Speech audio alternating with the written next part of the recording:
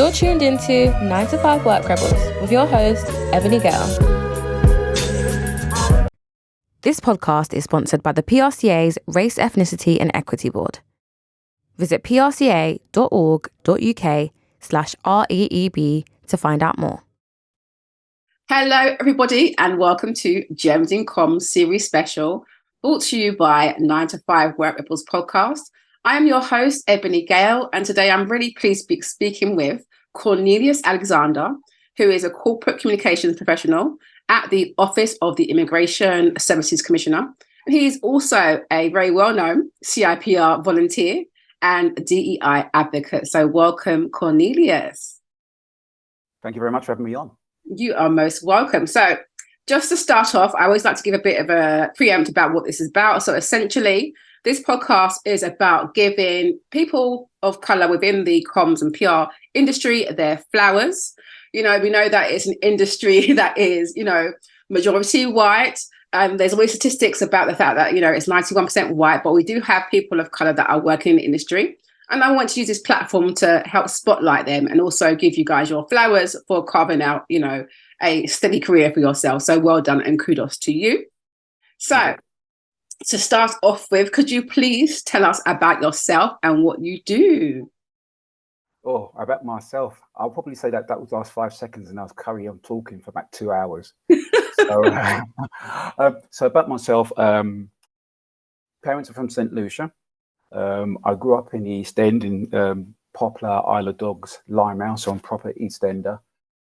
Grew up on the council estates, so working class. I know about the social mobility issues that is pervading the industry and the wider workforce at the moment. Always wanted to be a writer, and I thought being a journalist would combine my two likes or loves, writing and travel. So I started off as a journalist, and I got my first byline when I was about 16 years of age on the local newspaper. And basically have been in the industry as a journalist or in PR ever since, and that's about 40 years now. Wow. And so basically started off as a journalist in the local newspapers, moved to work for the Met Police Scotland Yard and was there for a number of years, 8 years in total.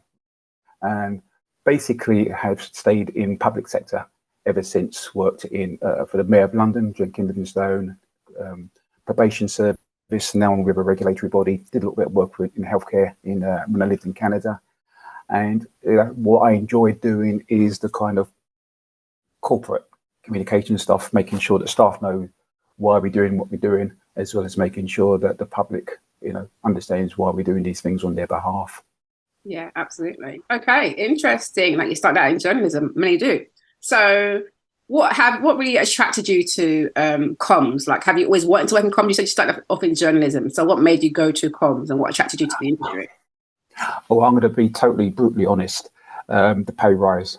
When you work in journalism in local newspapers, you don't get paid that much when you start off in your career. And circumstances meant I had to earn more money. So I saw an ad for press officer at Scotland Yard and I applied for it. Didn't think I'd have a chance. Got in. And basically, I always remember my first pay packet. I turned to my colleague, Dave, and I said, who do I need to speak to in HR? Because I think I've been overpaid. And he looked at it and he goes, that's just your basic. You wait till you start doing overtime. And nice. I thought like, I'm in PR for good now. That's hilarious. I like that. Very honest. Okay, fair enough.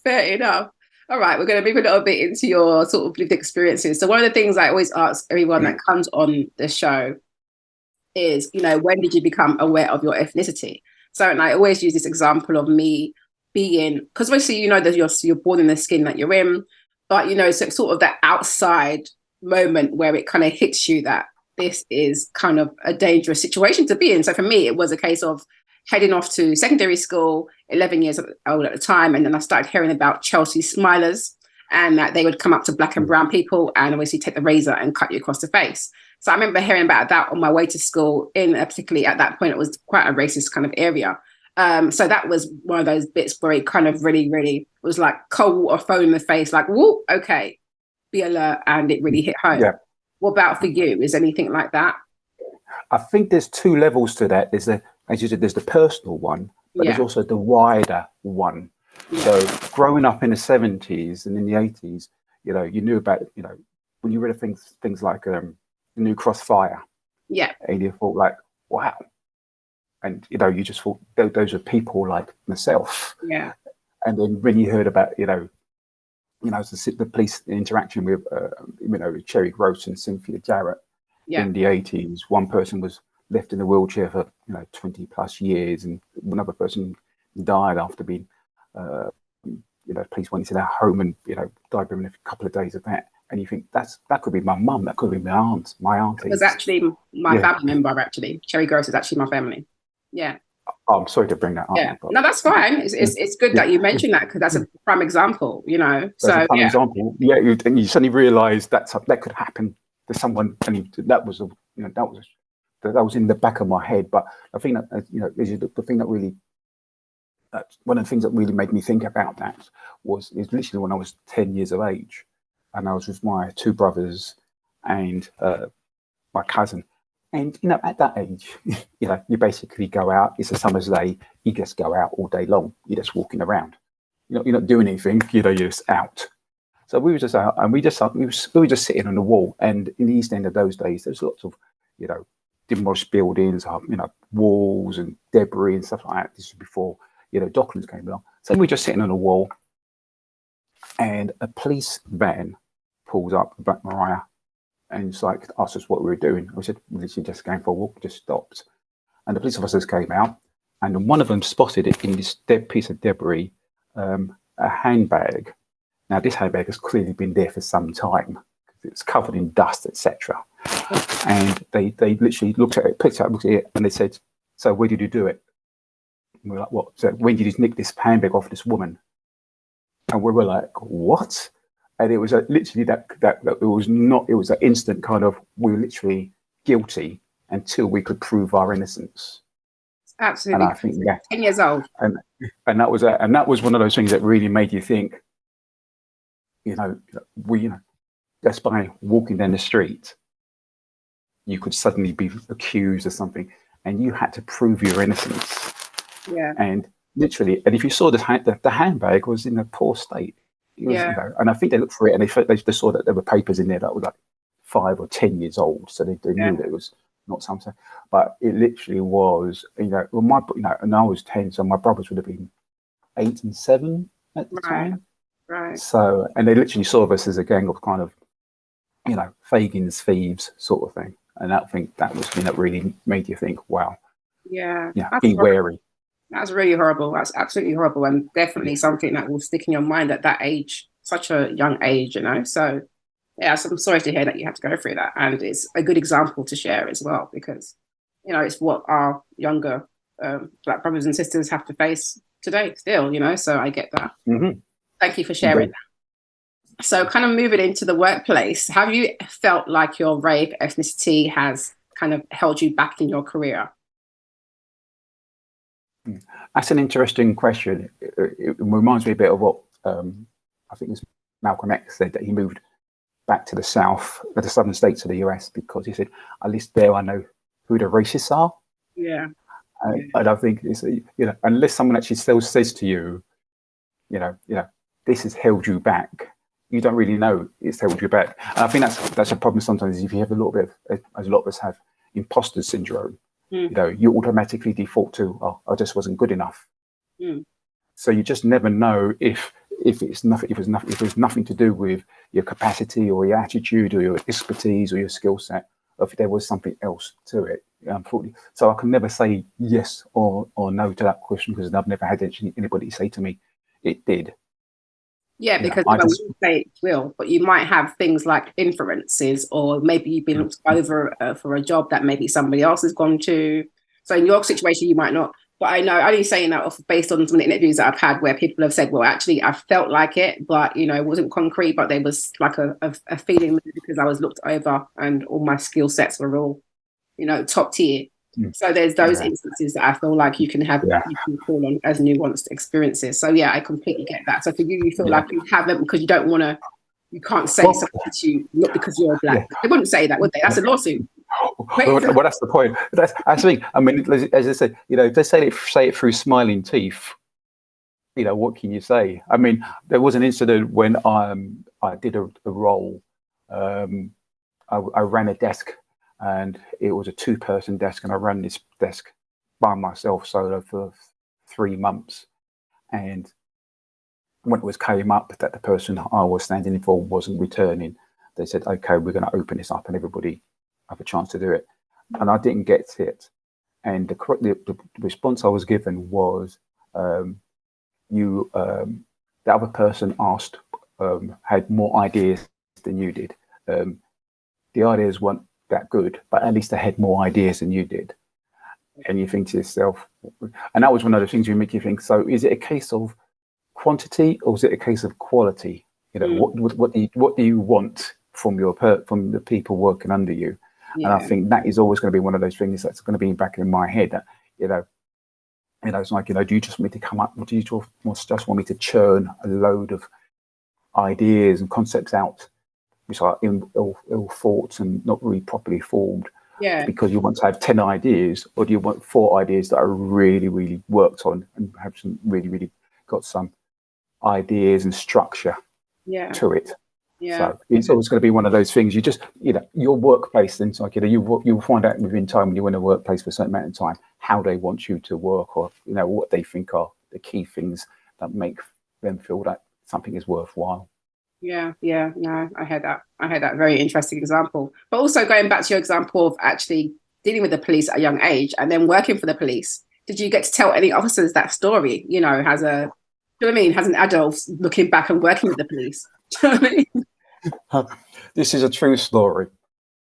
So within the first couple of weeks of me at the police, the section I was with held a crime reporters, because we dealt with all the crime reporters for all the national newspapers, radio, TV.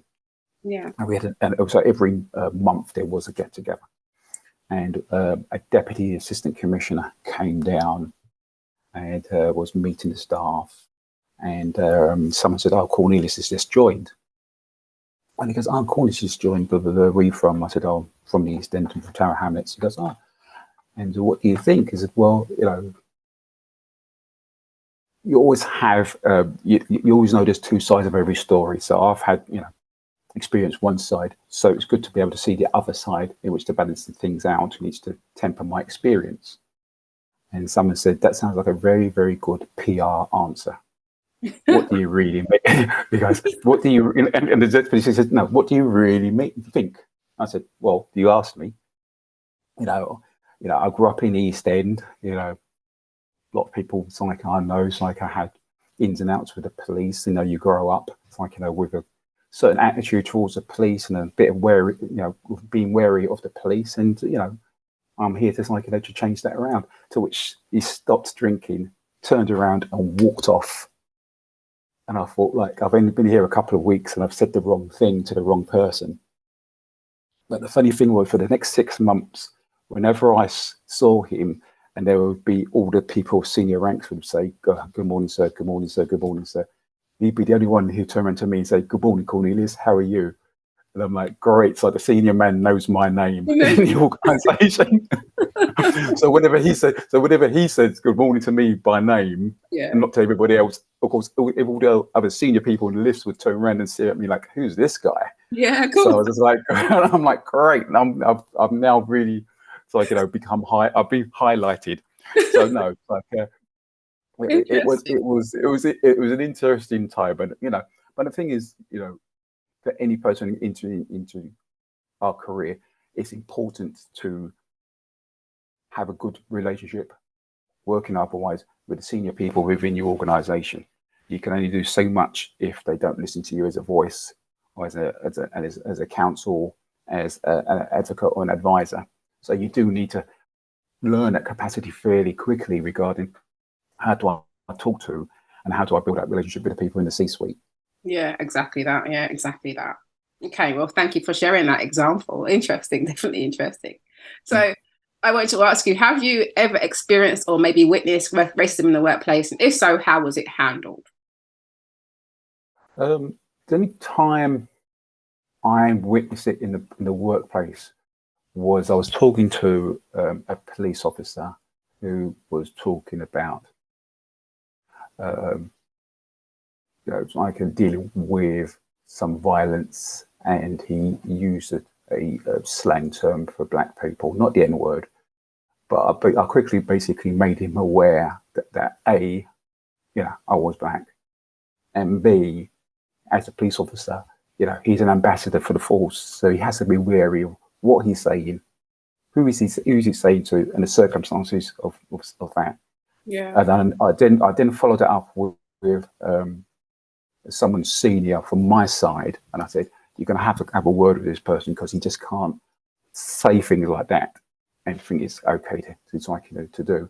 Yeah. Now, I never got any feedback regarding that conversation, if it was had anything, but I felt that I had addressed it directly with the person concerned, and I had raised it elsewhere. I think that I've been fairly lucky in which the majority of the places I've worked with, I've had to work. I've had interactions with the community in some way, shape, or form. So people are very, very sensitive regarding how they say things, what they say, to whom they've said it, and how it could possibly be understood or misunderstood. Yeah. So in those terms, I've been very fortunate.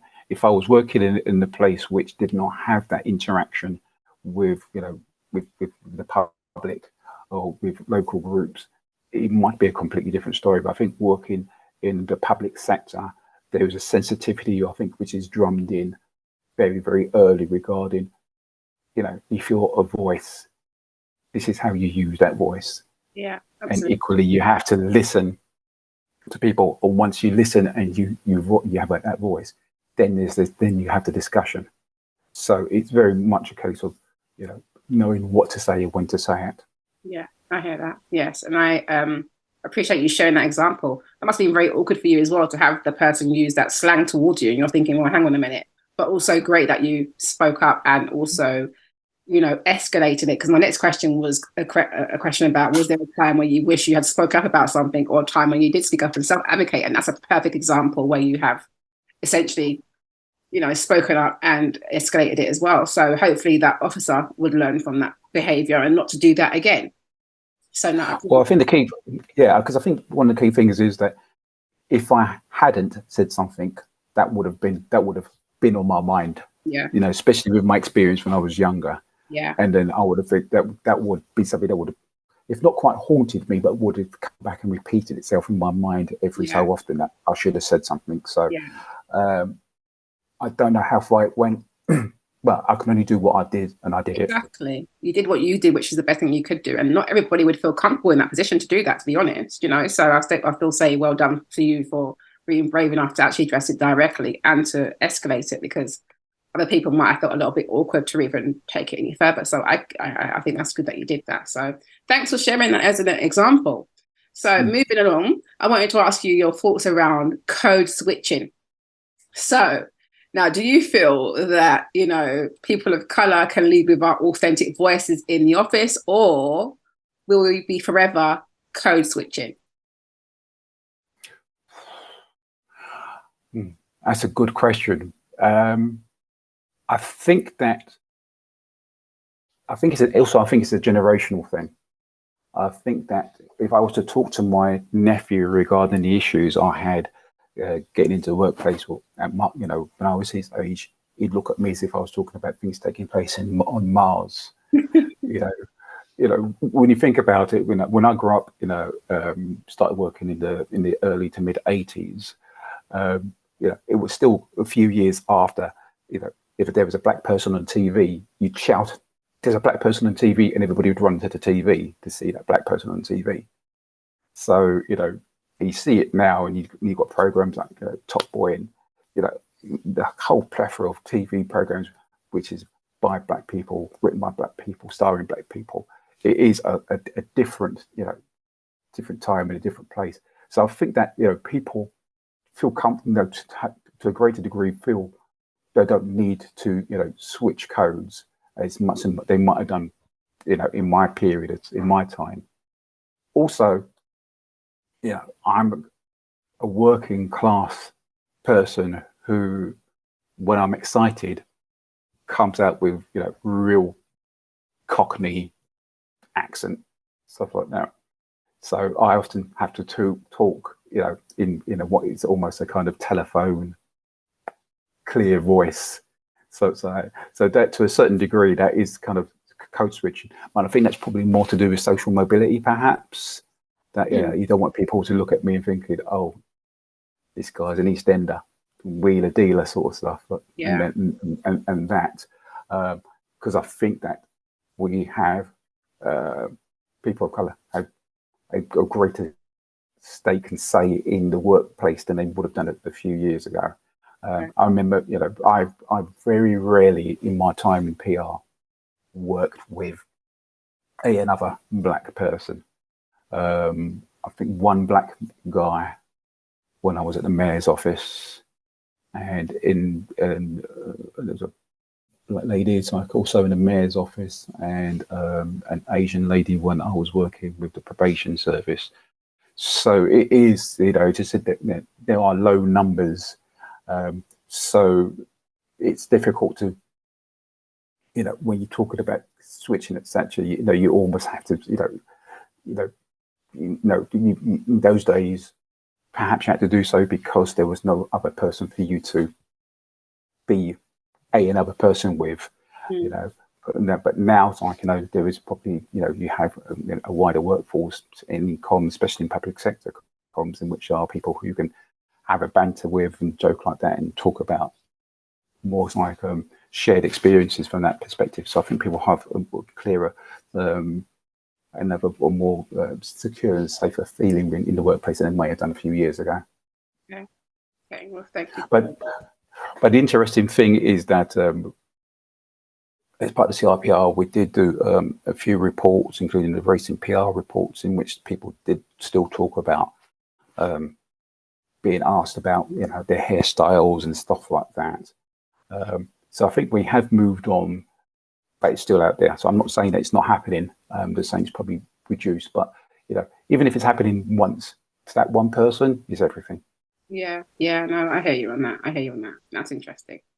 Okay, and speaking of, obviously you just mentioned the CIPR and the industry. So I wanted to ask you, when did you become aware of the colour bias within the PR and comms industry? Was it something you was always aware of? Because for me, I've worked in public sector as well. But in my situations, I was always the lone black senior comms professional for the most part. But within the organisations themselves, excuse me, I just find that there are people of colour, dotted around the organisations, which is always, interesting. But I didn't get to see the full colour bias. Instead, I started going to a lot more industry events. And particularly when I was appointed to the board for Women in PR. I was the first black woman appointed to that board, and it was really interesting going along to some of those functions as well. And because it was more agency focused as well, for me, it was like a sea of white people. And I was like, this is really interesting because I could visually see the colour bias. You might read about it. For you, what was it? Was you always aware, or was it a bit later on? I think it was a little bit later on. I mean, as I said, when I started off in PR, there was no other black colleagues. I think there was one Asian girl when I was at the Met Police who still might be around, but there was like one person here and one person there, and I just thought, oh, perhaps that's all there is. There isn't that many. Perhaps not many people want to come to this industry. And then when you look at magazines who do, I don't know, the best 25 under 25 or the top 30 under 30, a few years ago that would have been 95% white. The people they chose. So again, I thought, oh, perhaps that's the situation. When I started getting into D&I work with the CIPR, and as a result of that, I became aware of other groups. We started going out and seeing other peoples and other associations and other bodies and what they were doing. And there was a group called Ignite, BNO, so BT, and and that would have been 2009 or so to about 2013, 14. Either way, you'd go to their events, PR events, and there'd be like 50 black people in PR, which just blew me away, because I was like, where have you been? Where have you been? Where are you hiding? Where are you doing your stuff? And like, and it was literally like, you go to the Ignite events, and if you go to a PR event, you normally have a glass of something and a bit of finger food and stuff like that. And you go to an Ignite event, and it'd be like rice and peas, jollof rice, and it's, you know, curry goats, jerk chicken drinks, and you're like, this is an event by us, for us. Yeah, definitely. You know, and it was brilliant, and because the people in Ignite who were really, really good at what they did have gone on to, like, you know, do good big things in their own careers. They're not returned to being Ignite, but I miss Ignite, because I think in a lot of ways that was almost like the apex of what we were doing. You know, informing people that there was a career, informing, you know, having it in a room so people could talk to other people and network and learn from them, but doing it in a way which was very much a, you know, as I said, by us, for us, you know, and just knocking back, like, you know, rice and peas and stuff like that, and just chatting away in the way we do, you know, bubbly, noisy, etc. And I thought, like, you know, in a lot of ways, I think that was, you know, a really great way to do it. And it'd be interesting to see if those people who attended those events beginning in their career, where they are now. Because if they came along and said, yes, I was in two minds, I went to an Ignite event, and I'm like, yes, I'm going to do it. And if they've gone on to bigger and better things, then brilliant. It did what it's supposed to have done. And my hat's off to all the people in Ignite for doing that. Sounded amazing. I wish I was around for that. That sounds absolutely great. You know, it was one of those things in which, well, it was because they were able, because they were the only people doing it at that time, and they had a professor, I think Lee Edwards, I can't remember if it's Professor Lee Edwards or Dr. Lee Edwards, either way, and she had done a big report and stuff like that. They were able to go to senior people and say, in PR, and say, you need to change this around. So people at that stage were literally like, well, you can have our offices here and stuff like that, or you can do stuff in our offices. This podcast is sponsored by the PRCA's Race, Ethnicity and Equity Board. Visit prca.org.uk/REEB to find out more. So you'd have some really great offices on the Strand, etc., which, you know, we could never get our hands on because it cost too much. But they were like, yes, and therefore, you know, 50. And so you'd have a really nice venue which would attract people, you know, free food. I don't think you paid for the event because it was sponsored. So it literally just attracted people. So yes, Ebony, you missed out on some good definitely food. did. It sounds like it was. It sounds like a good time indeed. Okay, well, thank you for sharing that. So, allyship. I want to get, what are your thoughts on allyship? You know, what does it mean for you, and what's a really good example of allyship for you? I think allyship is the kind of the links that join the chains together. Because sometimes you can't do it by yourself, and sometimes you can't reach out fully to somebody else, and sometimes you do need somebody else who can say, I've got an interest in both camps, and I can pull you both together and, you know, get things done.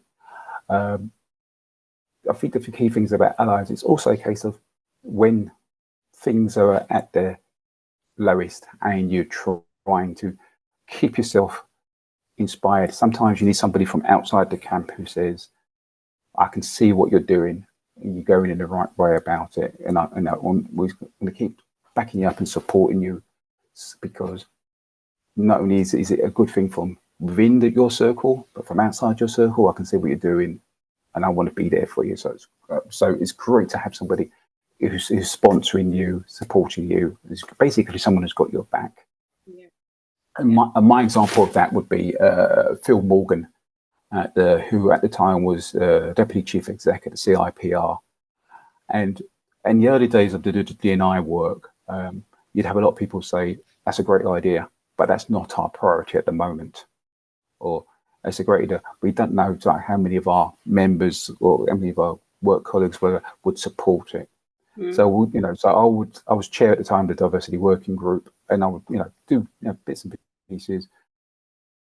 And then someone said to me later, what you did was basically kept it on the spotlight, even though not other people were talking about it. You was making sure it was still on the agenda, so that people was aware that it needed to be done. So later on, when it did become a priority, it wasn't a case that things were starting from ground zero. There was really stuff that had been established, and Phil was great for that, because he would attend meetings regardless of whether I was by myself or it was just a couple of people, and he would push and cajole, and he would equally say, okay, fine, where can I help you? Where can I support you? Who do I need to speak to push this along? And Phil always felt was almost like that, their little angel on the shoulder, who was always there when things weren't there. And you think, Phil, what shall I do? And he always had some really, really good advice. So much like Ignite from earlier, it's like, Phil was one of those quiet people that perhaps years later people have forgotten how pivotal he was and how important he was at those early stages of the DEI journey that we're currently having in PR in the UK.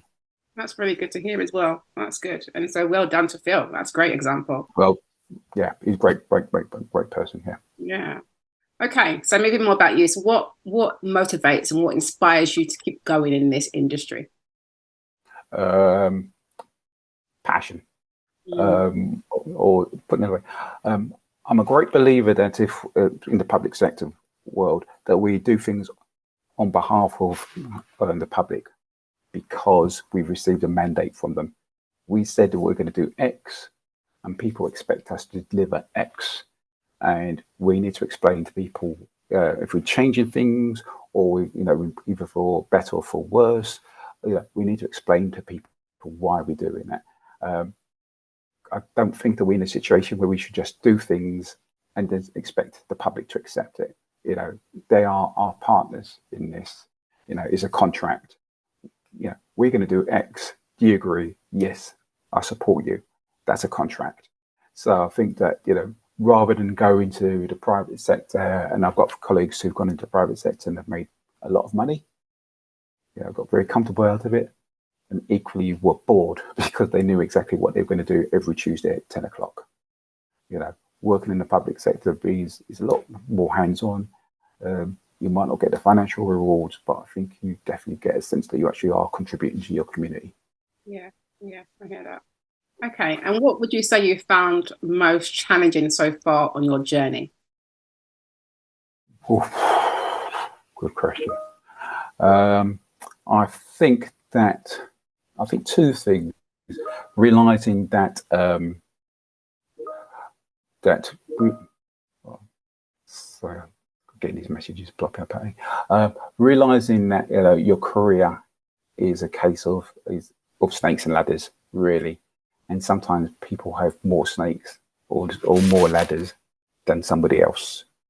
So I think that is something that really is I had to learn, and that was a challenge, because not every time sometimes you think you deserve X and you don't get it, and then something brilliant comes your path and you think across your path and you think, wow, how did that happen?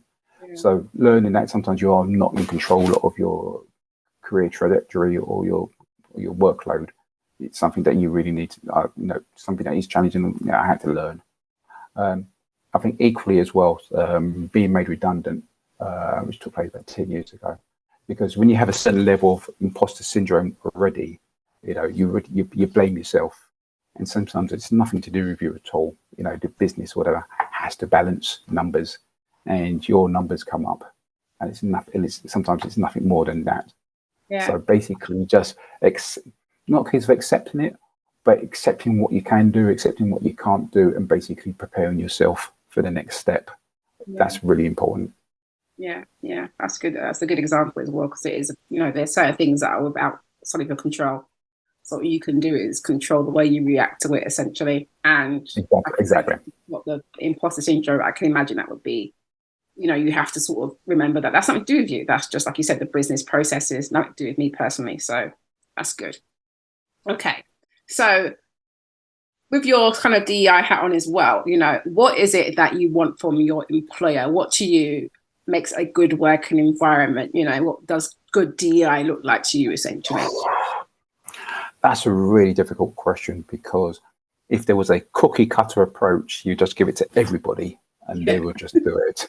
You know, so, and, you know, sometimes it is a case of horses for courses. What I would want is someone who truly embraces diversity. And what I mean by that is not just a case of different sexual, different genders, sexual orientation, religious beliefs. Yes, that's all great, but equally different ideas. You know, someone who says, you know, I hadn't thought about that because we should try it.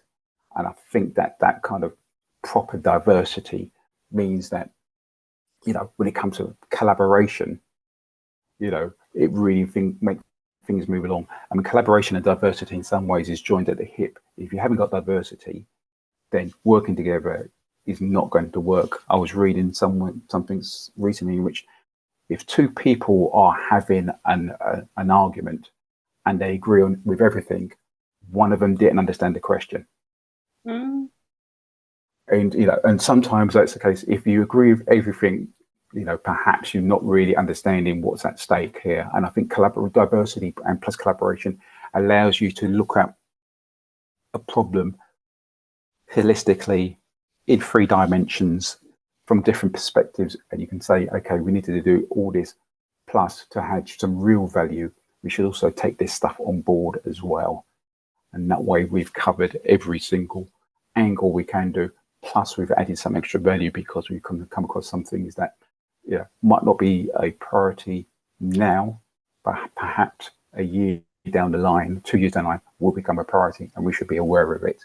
So I think that's really important. And I think it's that having that environment which allows you to pull together different thinking mindsets, different challenges, and is comfortable about being challenged and taking on board different things is a great working environment.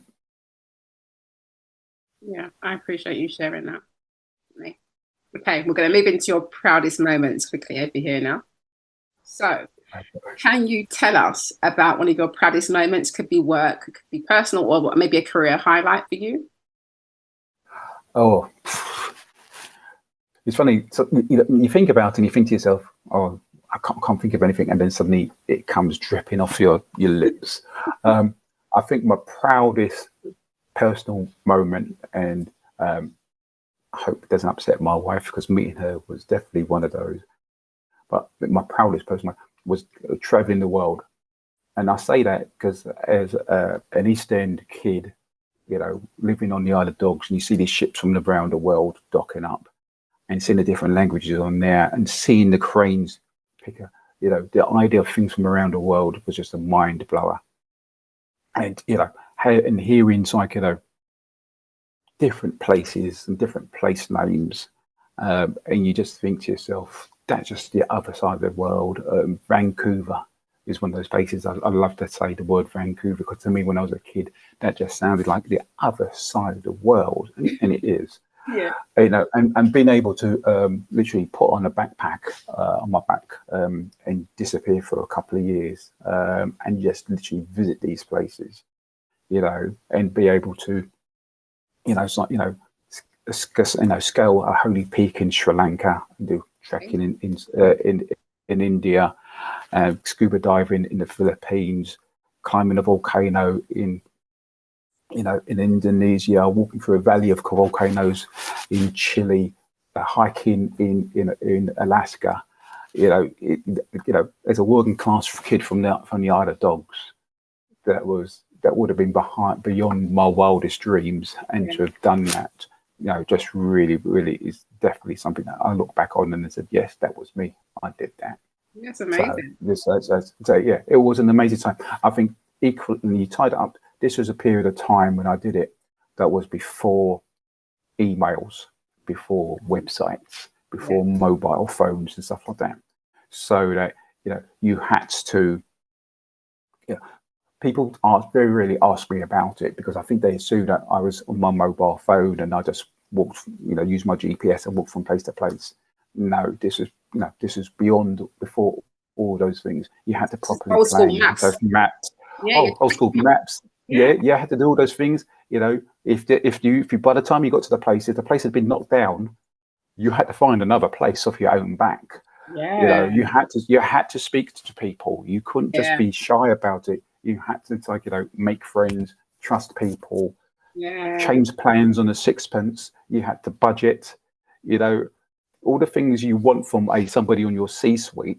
I was learning, it's like, for 3 years or so when I was traveling, and people never think of it as a transferable skill.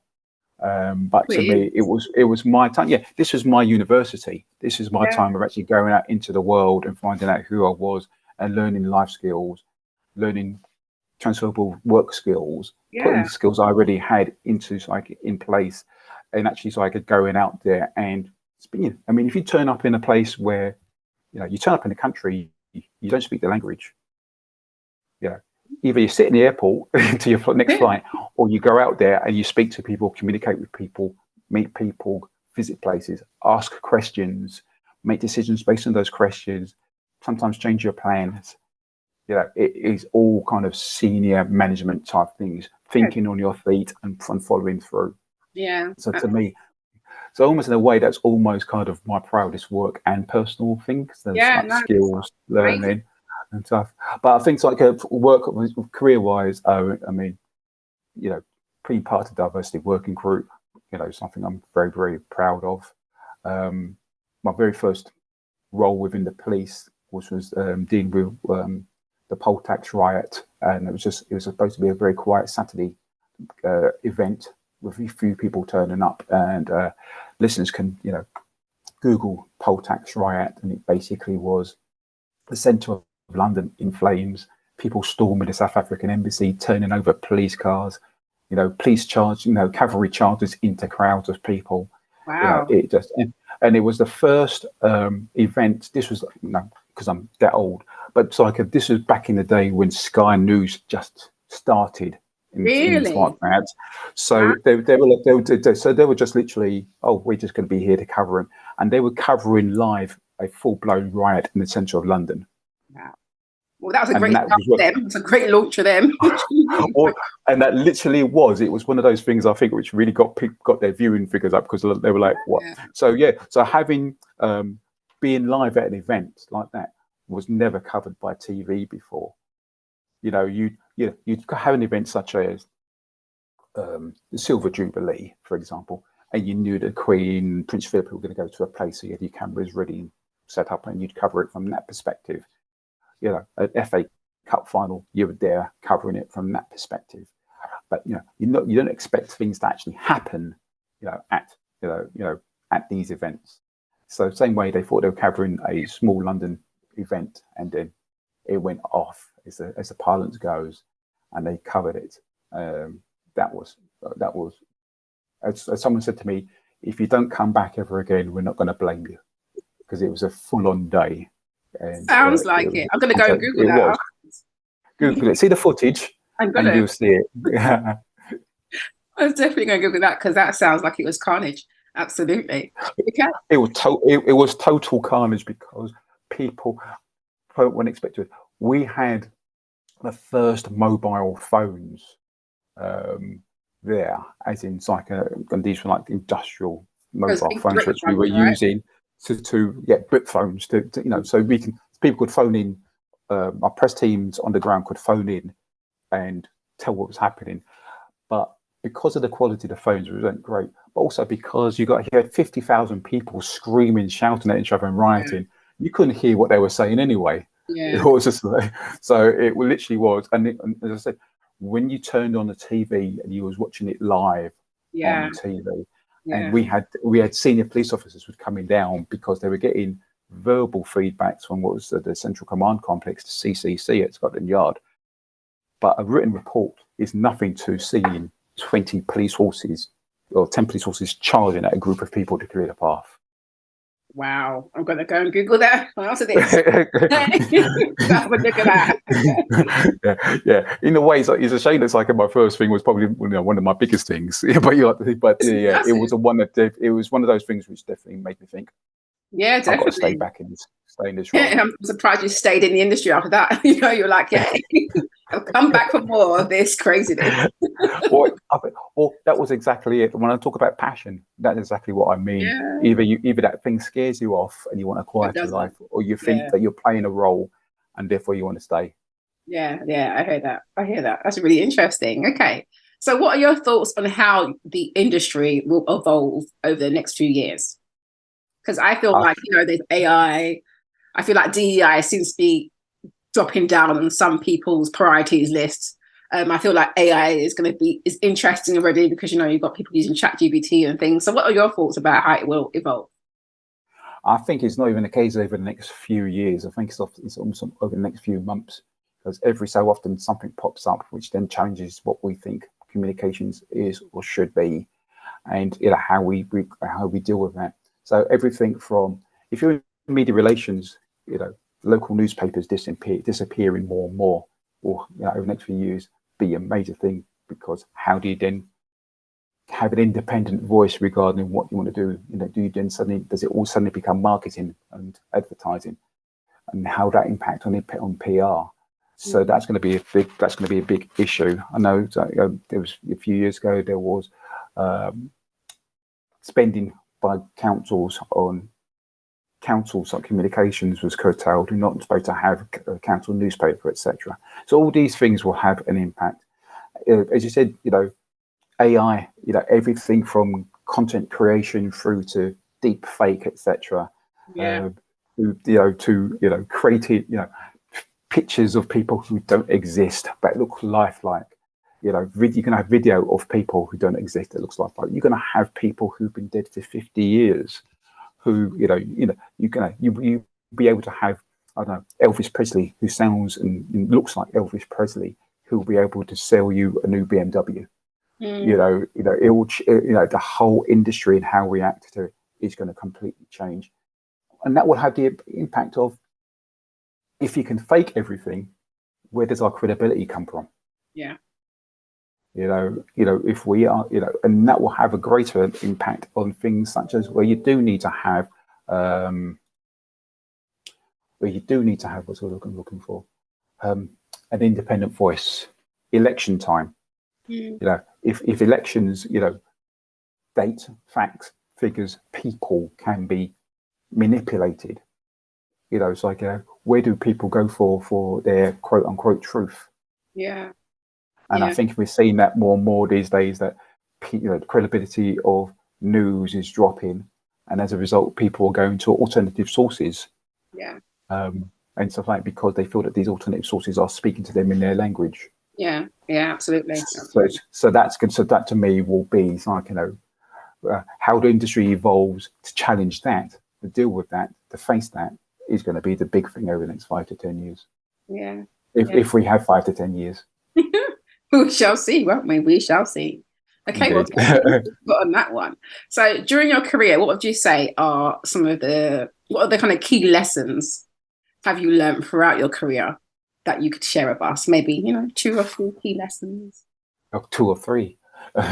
Give me another 100 years, I might come up with 2 or 3. I had a chat with a friend of mine who came over from Vancouver at the beginning of the year, and he was just catching up with me, and he looked at my LinkedIn profile, and he said to me, "Wow, it's like, you've got an amazing legacy. When you quit Zoom, what an industry legacy you've got." And I said, "I haven't done anything yet, really." And he said to me, "You've got to remember, legacy is what other people say about you. It's not what you say about yourself." And I think that's when you've got people, when you're looking at your career, etc., and what you want to do with your career, you shouldn't think of it as a career, because that's a long journey. You should think of it as moments from day to day, and how best you are, you're doing your role and you're promoting yourself. So don't think about, it's not always a case of, okay, I'm going to do this in 10 years time.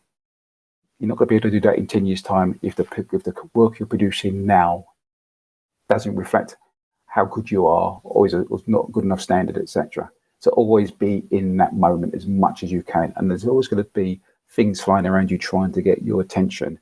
But as best as you can, be in that moment and do the best possible work you can. There's the old adage, how do you eat an elephant? And the answer is one spoon at a time. You can only do what you can at that moment. Do it the best you can, and then basically just build up that wall of consistently good work, and that will stand you in good stead. I think that's a good lesson. That is a good lesson. No, I like that. Okay. And that kind of leads me to our next question, which is, what advice would you give to young people of colour considering entering the industry? There was a report that we did a few years back in which they said that up to about 15 or 16, more people, young people of colour, wanted to go into PR than their white counterparts. And then at 16 or so, it changed. And I think one of the conclusions was that there will be more pressure on people to have a proper job, a proper career, if they are of the, you know, of the standard, you know, into being a doctor or an engineer or a lawyer. So you don't have people say, "Oh, you're going to PR," you know. So my advice to them would be brave. If being in PR, in communications, is something you want to do, go for it. It's like, you know, read up about it, you know, reach out to people who are already practitioners, speak to them. But, you know, if there's something you're really passionate about, then go out there and try it. I think the other thing as well to remember is, as I said, when I started doing the D&I stuff, there was Ignite and there was a diversity working group, and there was only two bodies that were doing things. The PRCA weren't doing anything at the time. But now you look out there and there are all so many different groups who are supporting or various different areas. You've got people looking at social mobility, you know, women in PR, diversity and inclusion network. You've got the Black PR pros. You know, you've got people like us, no turning back. Yeah, there's a whole range. Yeah, Black comms.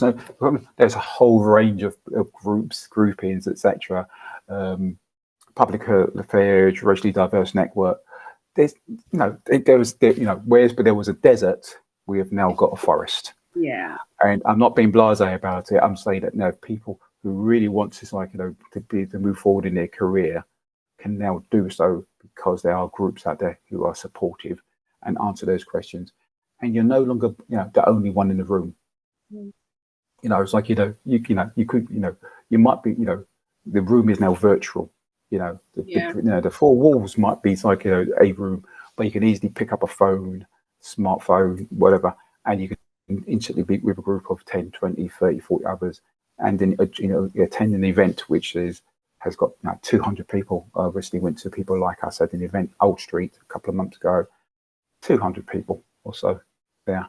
Sounds great. You know, that's great. I was at an event in Tottenham about months ago, and there was about 80 people who were starting their PR careers there in the sports field. Amazing. So, you know, so it is, you know, it is there. It is happening. Definitely there happening. Are groups, yeah. and, you know, and, you know, yeah. I feel sometimes like I'm there and I'm talking about, oh yeah, back in my day when there was only one of us, and people will turn around and say, one of us. I was in a meeting yesterday. There was 50 of us. You know, that's the journey we've been on. That's how things have changed in the last 10 to 15 years. Yeah. No, that's good advice. Which is, reach out and get brave, go for it, and reach out and get networking. Absolutely. So, Exactly. moving into my last few questions, which are about mindset. So, Okay. I really love to get into mindset because I think it's really important. So, how do you deal with the internal mindset war? So, essentially, how do you manage your kind of self-limiting beliefs and that kind of stuff? Yes, I mean, that's a really difficult one because it depends on which me you speak to me. You're talking about, you know, is it me as the child of immigrants? Is it me as a working class East Ender? Is it me who's a middle class PR practitioner who last year was on the board of the CIPR? You know, all these things are, you know, there within me, and they've all got a voice. And I think to a certain degree, they all are, they all made me who I am. So I think it's less a case of the war. I think it's a case of, everybody pushing in the same direction and making sure that I have a clear idea what I'm working towards. And then all those different me's, the quiet, shy me, the loud, talkative me, we're all there pushing in the same direction. And I think there's not time for there to be an internal mind kerfuffle, because we're basically looking at the same goals, aims, and objectives, and we're working towards those together. Okay, so for you, it's being focused on your goals and going for those goals together. Okay. Yes, because if you've got conflicting goals, then what's happening is that each of your voices will talk loudly about those conflicting goals, and then how do you marshal those? How do you tell them to shut up or whatever? Or don't get, if you can, say, fine, we're going to concentrate on this objective and work together on that one. It limits the opportunity for these disparate voices to to start clamoring. Yeah, it's a good way to look at it like that. I appreciate that. So looking back over your journey, would you do it all over again? Hell yes. Ah, great. Very simple. Yeah, definitely. Oh, that's brilliant. That's good. Okay, and getting into my last two questions. So this one always makes me laugh. Depends on what happens, actually, what you say. But what is the best and the worst advice you've been given? Okay. The worst advice I've been given, and I don't know if it was meant in a callous way or if it was one of those times when people are just they just don't know what they're saying when they're saying it. They're thinking they're doing something positive. So I've talked before about my going traveling, and so this is when I was leaving the police to go traveling, and it was literally my leaving do, and I was at the bar getting drinks, and my head of the director of communications for the whole of the police, the director of public affairs, came up to me and said, good luck on your travels, but I think you're making a major career mistake. And this is literally after I just literally stopped working for that time and was about to go off traveling. And I was like, thanks a lot. You know what I mean? How am I supposed to respond to that? Exactly. I've got a dampener on my leaving do. Like, thanks. Yeah, literally. And it was a case of, wow. But people will tell you, my wife will tell you that, sometimes to get the best out of me, tell me that I can't do something. They don't think I've got faith in me doing something. And I'll come out scrapping. That's the EastEnder in me. And clearly that's a lie, because you've got to travel, you've got your career, you've been quite fine. So that was clearly really bad advice. Definitely. Really the best one. The best advice was given to me by a lady called Cherry Chappelle when I did work with when I started doing voluntary work for the first time with the CIPR, with the Greater London Group. And she said to me, and I put my hand up and I said, okay, one of the things I'm going to do an anniversary event regarding 7/7. And I was going to get on stage, the head of comms, and this on stage at Scotland Yard. I was going to get the head of comms of the Met Police, head of comms of TfL, a deputy London mayor, and one of the news editors, a news correspondent from Sky News. And I thought, as soon as I said it, I thought like, oh boy, have I bitten off more than I can chew trying to get two of those people, let alone all four, and then getting and at Scotland Yard. And Cherry just turned to me and said, Cornelius, just remember, breathe. Yeah. And I think that is one of the greatest pieces of advice. Sometimes when you see people and they're flustered, etc., and they're going red in the face and they're running around, you're thinking, you just want to sit in that corner with a glass of water for 5 minutes and breathe. Yeah. And I think that will change so much of what you did. And that event I did, I was able to get head of comms at Met and TfL and the deputy mayor and the Scott news editors at Sky, and I got them in the commissioner's briefing room at Scotland Yard. Brilliant. So it did happen. I was able to pull that off together, and it was one of their most successful events. And I was only with the group. I think it was in the first 6 months or so of me being in the group, I was able to pull that off. So great advice. Breathe. Yeah. And just go for it. Yeah, absolutely. Breathe and go for it. And also another piece of advice that I always like, which is that, you know, we work in PR, not ER. No. I have somebody who says to me, he's got on to much bigger and better things than I have, but he still calls me boss, which I find really funny. But he calls me, I said, why do you keep calling me boss? Because I quote you still. And I'm like, so okay. And I said, okay then. And he said, what? He goes, he said, okay, we're dealing with crisis communications or whatever. And I said, yes. He goes, and one of the questions I said, has anybody actually died? And he said, no. He goes, well, then that stage it's not a crisis yet. Yeah, exactly. And he quotes me. He says, and my boss would always say, you know, someone's dead. It's not a crisis yet. Yeah, exactly that. Exactly. So, yeah, so you'll never know when you're actually passing on good advice to other people. You just never know. Absolutely. Okay, well, thank you for that. And my last question for you is, do you have any rules that you've implemented to help you along your career journey?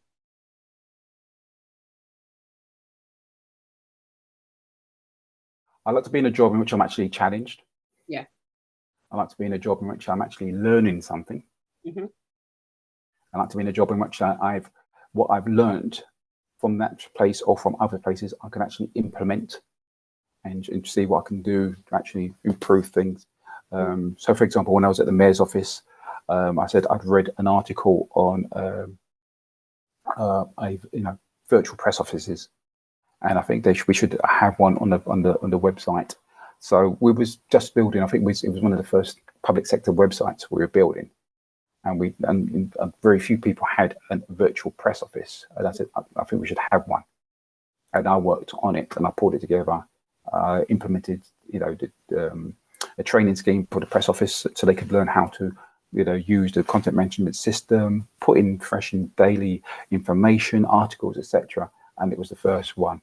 So yeah, so for me, it is a case of, I don't want to be bored. I want to be challenged. I want to try new things and implement new things wherever I can. And if I get a sense that I'm in a place which they say they're investing in me, they're investing in my training, but basically they've hired me to be a press officer, and they might give me some training to be a senior press officer, but that's the end of it. They don't want to expand my horizons or expand my skill sets or make me a 360 better, holistically, better PR person. Then I know that that's all they want. They basically just want me to be in this trough and not venture outside of it. That's how they see me. That's how they forever will see me. That's what they pay me to do. Improving myself, expanding is not part of their plan for me, but it should be part of my plan for myself. And if it comes to a conflict, and I should then start thinking about moving on. Yeah, I agree with you with that, because that's one of the rules that I used to have, particularly before I became kind of self-employed, which was, if I didn't feel like I could move up, within that environment, then there is no harm in moving out. Like, don't let it stop you, don't let it deter you, just keep going. So yeah, I think that's really good. And thank you so much, Cornelius, for joining us today and for sharing your experience. I've really enjoyed having this chat with you. And for those who might want to link in with you, can you tell them where they can find you? I know you're on LinkedIn. I'm definitely on LinkedIn. If you go to the CIPR's Diversity and Inclusion Network on the CIPR website, there is an email address, so you can contact me or any other of our committee members if you want to raise any questions, if you want to chat. So it's always about paying back, paying forward. Brilliant. Thank you so much for joining us today. And so that has been Cornelius Alexander. Thank you very much. Now I will be back soon with some more wonderful people from the world of comms. So thank you for staying tuned, guys, and bye for now.